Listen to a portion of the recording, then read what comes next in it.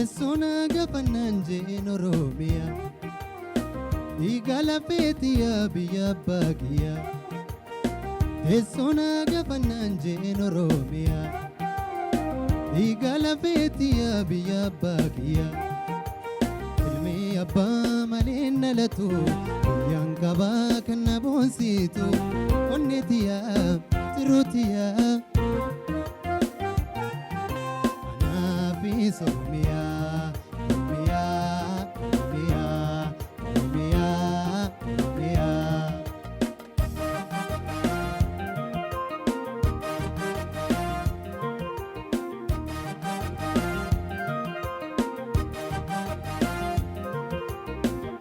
Hayu oge samara ya jalatamtu biya gotota ebbi famtu biye biyarra ya oromiya fakki jannata ana kanke anilmike no fanjira amma situ salamata ana kanke tokichike no fanjira amma situ salamata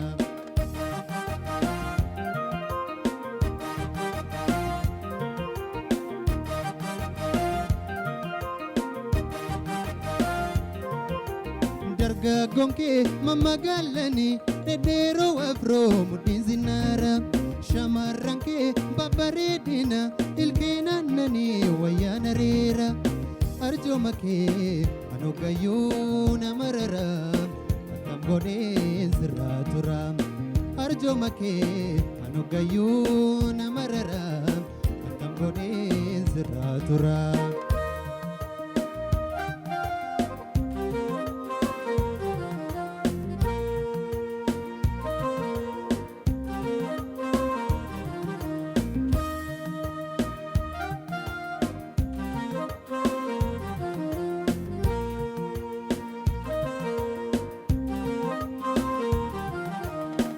Esona gafananje noromia Igala fetia biya bagia Esona gafananje noromia Igala fetia biya bagia Ilmi abba malina latu Yankaba kana bonsitu Onnetia tirutia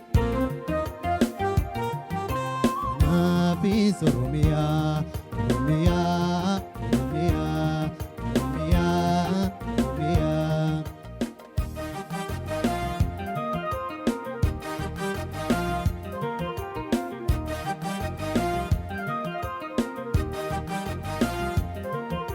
Yakub situ alaga pira, hunde kushuti kanobiada. Yahanga fe sirna manama. Kan demokrasi adunya kana Rabbi wajin soroma fi nyumake wilmanke sitik kana Rabbi wajin soroma fi nyumake wilmanke sitik kana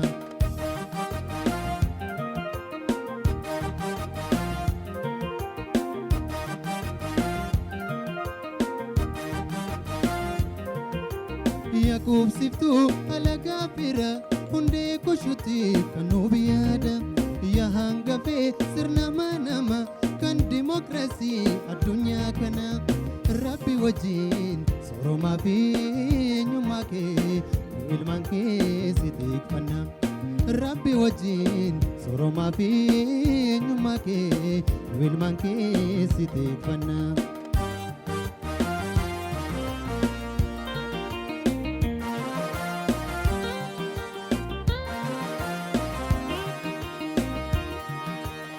Babo birrada urga qilleensasa mukkeen gaara keenya ejersaaf birbirsa himeetoo waan feetu baay'ina bineensa maaloo yaalnamaa maalayaan oromoo bineensa gaaralleetu na jira yaannisa Gara kenyatu najira yandisa warra kenyatu najira yandisa shallagin kenyatu najira yandisa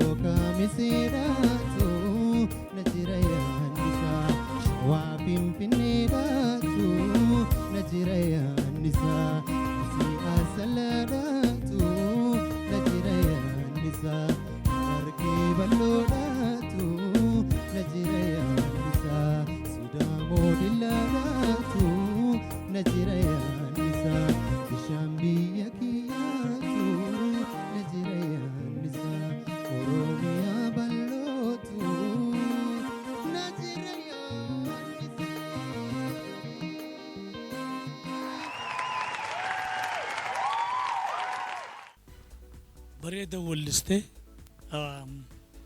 rakkoon jirtu yogguu mana walaloo seentu yogguu walaloo durarraa boodatti qaarsuuf deemtu si duraa wal dhooyti takka hangase lama amma yogguu fixu jirtus yogguu kuttaalee lakkooytu hedduu si duraa wal dhooyte akka gaaritti hoomworkii irratti hin goone bitii irraa isa gutakka takka ni baata hanginiin an sirratti arge hangana.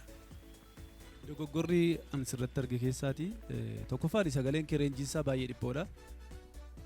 Fageenyi sagalee keetii jechaadha. Dhaqxee yeroo sagalee ol ba'u yeroo yaaltu hanga sii ba'uu diduuttidha kan si rakkise reenjii sagalee keetii kun. Hanga biriijii isa lammataarra ga'utti garuu gaarii hojjechaa turte. Gaarii haa ta'u malachi keessatti immoo teeknikaalii wantooti ati dogoggora uumaa turte keessaatti rest kan jedhaman boqonnaan jiru muuziqaa keessatti yeedaloosa tokko gara yeedaloosa tokkootti yookiin riitimiin edda galee booda boqonnaan rest kan jedhamtu jirti. Isa seeraan fayyadamaan turre. On beatii fi off beat kan jedhamu jira. Tokkoffaan biitii irratti kan rukutamu jechaadha. Inni restiin kun immoo edda biitiin rukutame booda kanatti galtu jechaadha. Ishee kana sirreeffadhu. Restii jiru sana keessa keetti dhaggeeffachuudhaan shaakaluudhaan dhufa kun. Kanaaf teeknikaalii wantoota muuziqaa akkas akkasii kana irratti sirreeffachuu sirra jira. Lammaffaa irratti immoo yeedaloosa lammaffaa irratti isa gara dhumaatti yeroo dhuftu guutumaan guutuutti riitimii keessaa baatee muuziqaan kan inni dubbatu kan biraadha. Ati immoo iddoo biraatti galaa turte. Biraasii jiru sanallee dhaggeeffachaa galuu hin dandeessa turte. Yetuu jalqaba irratti baatee lammata irratti daftee deebi'uu dandeessa. Garuu ati ittuma fufte kanumaan itti fufte kun ammas shaakalarraati. Kanaaf riitimii keessaas ba'aa turte. Garuu haa ta'u malee akka si ilaaletti abdii qabda. Fuulduratti marsaa sattaanutti yoo darbite abdii gatii qabduuf wantoota xixiqqoo ati balleessite kanuma wajjin etuu dabarte hin jedhan. Keemboon marsaa isa jalqabaa irratti bareeda turte wanti hojjette baay'ee natti tolee ture. Amma hanqina baay'eetu jira. Tokkoffaa bareechanii sirbuu irratti hanqinni ni jira. Yeedaloo isaa sirriitti yeedaloodhaaf gatii kennuun barbaachisaadha. Walaloo qofaaf osoo hin ta'in yeedaloodhaaf sirriitti gatii kennanii sirbuun barbaachisaadha. Inni kan biraa amma sagaleen kee sagalee funyaaniin fakkaatu miti. Namni innaa dhagahu sagalee funyaaniin fakkaatu. Garuu sagaleen kee sagalee funyaaniiti. Kana completely jijjiiruu qabda. Completely kana sirreessuu qabda. Xumura irratti muuziqaa waliin wal dhabdanii turtan. Muuziqaan achi jira, ati as jirta. Dhaggeeffatee in seenta jedhee yaadaa ture. Hin goone ati hanga xumuraatti dogoggoraa turte jechuudha. Inni kaan wanti guddaan wanti hafteen sii kaa'e reenjiin kee baay'ee dhiphoodha. Isa bal'isuu irratti hojjechuu qabda jechuudha. Xumura irratti argiteertaa baay'ee si dhibaa ture. Si dhibaa ture baay'ee rakkachaa turte. Kana sirreessuun barbaachisaadha. Hafteen darbuu qaba jedhaa. Ani immoo of eeggannoodhaan darbuu qaban jedha. Adeeroo naa murteessan. Amma gaa irra hedduu wanni himame hanqinni garii naa jiraatu malee gaarii fakkaataa of eeggannaan dabre.